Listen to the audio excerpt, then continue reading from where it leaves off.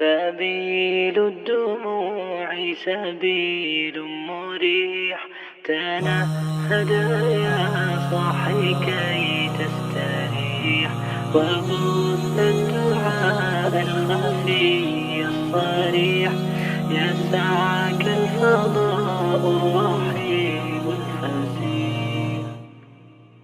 سبيل الدموع سبيل مريح. قرآن مجید کی تلاوت کی ہے، اللہ تعالیٰ نے اس میں بھی اسی بات کی طرف ہمیں متوجہ کیا ہے کہ ما یلفظ من قول الا لدیہ رقیب عتید. تم جو کچھ بھی بولتے ہو تمہارا وہ بول لکھا جا رہا ہے، لکھنے والا لکھ رہا ہے، اس پر ایک نگہبان ہے، مقرر ہے کہ تم کیا بول رہے ہو. اور قرآن مجید میں دوسرے مقام پر اللہ نے فرمایا تمہارے نامہ اعمال اس طرح لکھے جا رہے ہیں ہم سب کے کہ ایک ایک لفظ اس کا لکھا جاتا ہے. ہم جو کچھ بھی زبان سے نکالتے ہیں، اب اگر جھوٹ بولیں گے جھوٹ لکھ دیا جائے گا، سچ بولیں گے سچ لکھا جائے گا. اور یہ سچ اور جھوٹ سے مرکب نامہ اعمال قیامت کے دن اللہ تعالی ہمیں جب دیں گے تو حکم بھی فرمائیں گے اقرا کتابک، اپنی کتاب پڑھو جس کے مصنف تم خود ہو، کسی اور نے تصنیف نہیں کی. جو تم نے لکھا، جو تم نے کہا، فرشتوں نے وہ لکھا، اپنی طرف سے کوئی چیز بھی نہیں ہے. اقرا کتابک کفا بنفسک الیوم علیک حسیبا، آج کے دن تمہارے لیے یہی کافی، بس کوئی ضرورت نہیں کسی طرف جانے کی. اور انسان جب وہ نامہ اعمال دیکھے گا تو قرآن مجید دوسرے مقام پر کہتا ہے فَتَرَ الْمُجْرِمِينَ مُشْفِقِينَ مِمَّا فِيهِ وَيَقُولُونَ، اور پھر وہ کہیں گے، کیا کہیں گے؟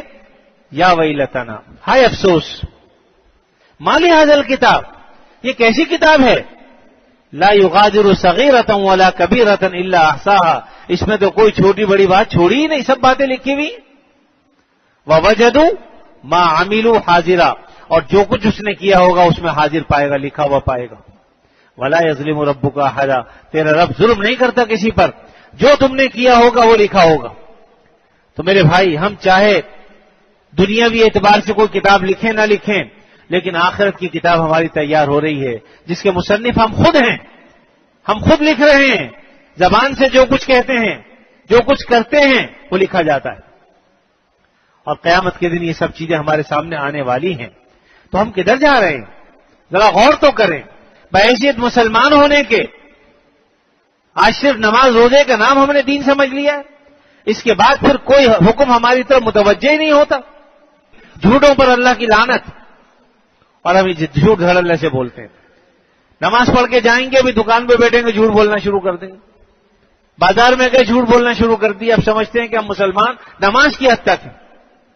میرے عزیزوں، میرے پیاروں، یہ دین ہمارا الحمدللہ ہمیں مکمل تعلیم دیتا ہے زندگی گزارنے کی.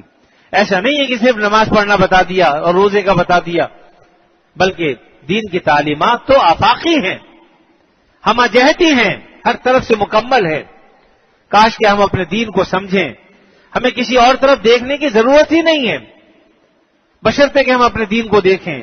ہمارے دین نے منع کیا ہے کسی کو دھوکہ دیں، کسی سے جھوٹ بولیں، کسی کو فریب دیں، مال میں ملاوٹ کریں، ان سب چیزوں کو منع کیا ہے. ہم غور کریں، اپنے میں ہر ایک شخص غور کرے کہ ہم کس مرض میں مبتلا ہیں. کوئی جھوٹ بولنے میں، کوئی دھوکہ دینے میں ماسٹر ہے.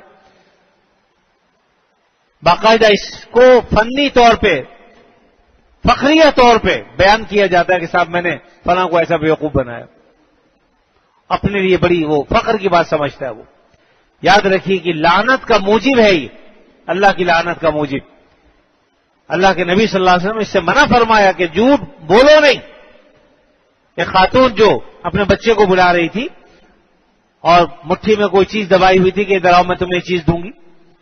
آپ صلی اللہ علیہ وسلم نے پوچھا کہ اگر یہ بچہ تمہارے پاس آ جاتا تم کیا دیتی، کیا ارادہ تمہارا؟ اس نے کہا اللہ کے نبی صلی اللہ علیہ وسلم میرے پاس ایک کھجور تھی، وہ اسے میں دیتی. فرمایا کہ اگر تم یہ کھجور اسے نہ دیتی یا اس کا ارادہ نہ ہوتا تو پھر تمہارے نامہ اعمال میں ایک جھوٹ لکھ دیا جاتا.